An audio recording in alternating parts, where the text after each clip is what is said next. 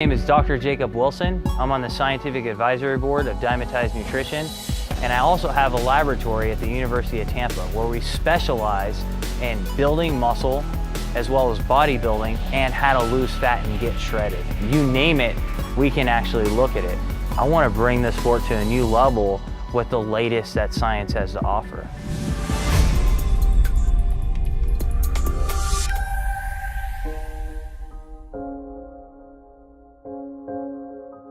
I think bodybuilders should focus on really nutrient-dense foods, foods that have a lot of vitamins, minerals that are high in fiber.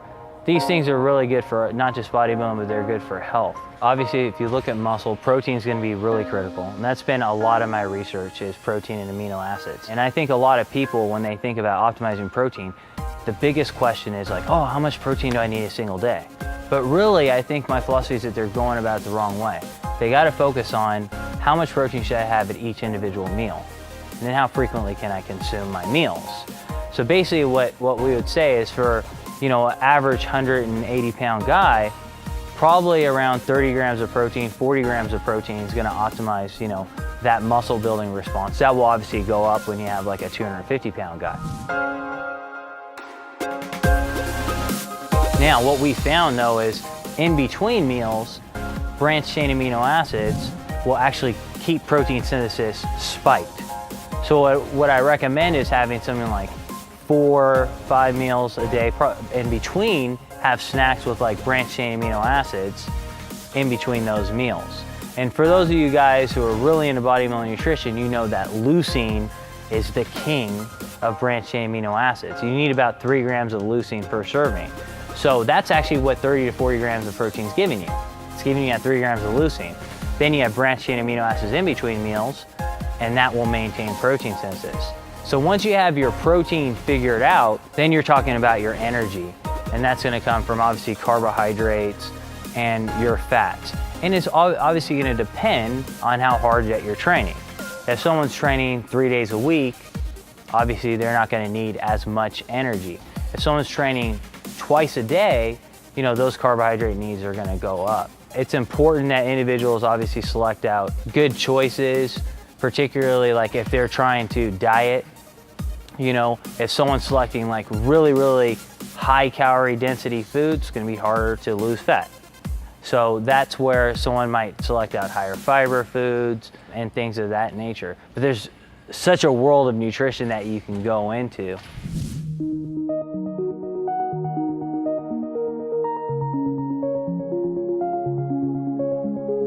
Dairy will have both protein, fats, and carbohydrates.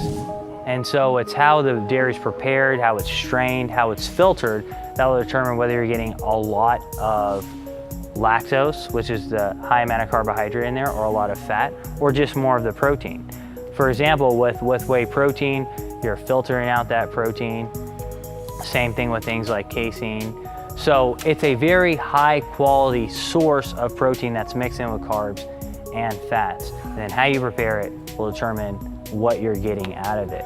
For bodybuilders in general, when they're talking about dairy, they really want to get the protein out of it because we know it's the highest quality that you have. And that's where, again, things like whey.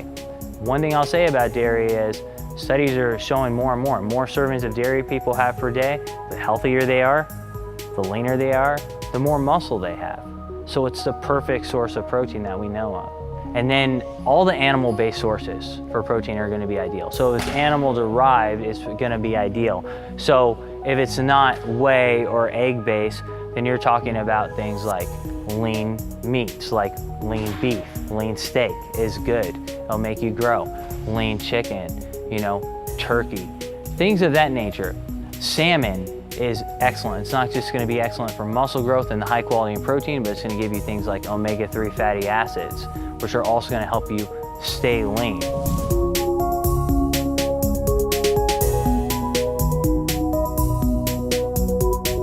As far as your sources of carbohydrates, well, the thing about it with bodybuilding is, especially if someone is dieting, they're gonna be hungrier. So you want things to keep you full, but also you want things that are gonna fuel your workout. You wanna think of yourself as like a high performance car, and you wanna fuel your workout ideally.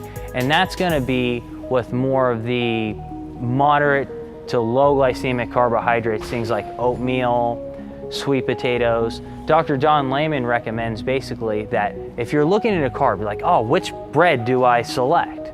You know, which carb do I select?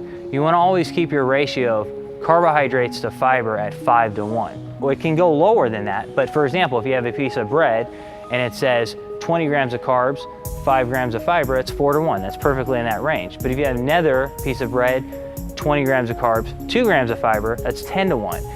And what essentially is gonna happen is you're gonna conk out, you won't have the energy to train, and you're gonna be starving because you're gonna be hypoglycemic. Your blood sugar is gonna be low, so you won't be able to focus on your training.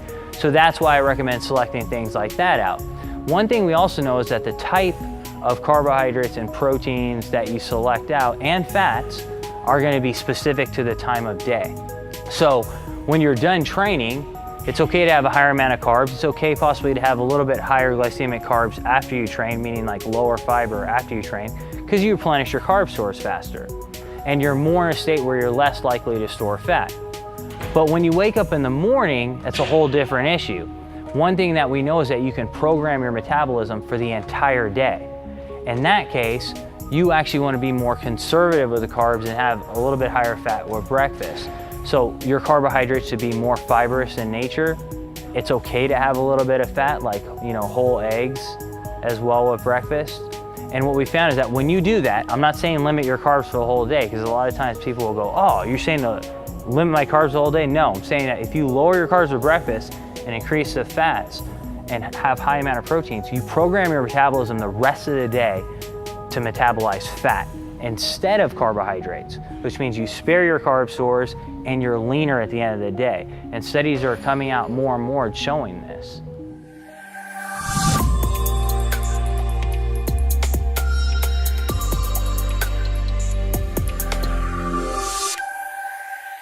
Sodium is obviously a really controversial topic, and bodybuilders are always worried like, oh my God, I don't want to hold water.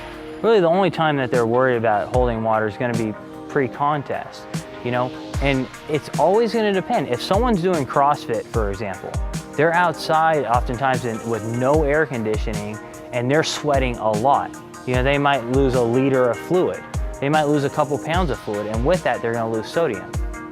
One thing is this, if someone goes and drinks distilled water after they train, they'll actually end up peeing out most of what they drunk.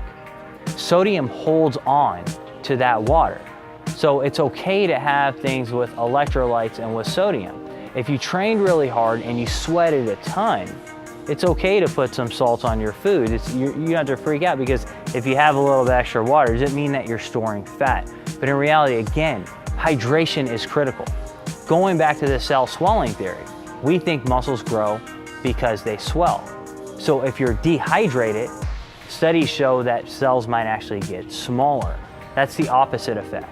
So I think sodium is important along with your normal hydration needs.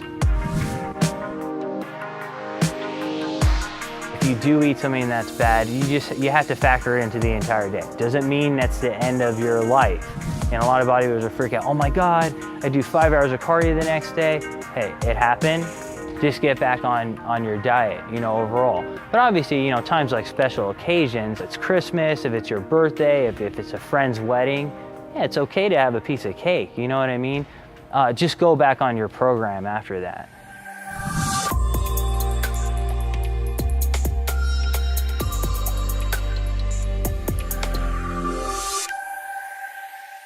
I think that people who aren't aware of the science or aware of bodybuilding, I think bodybuilding is very advanced.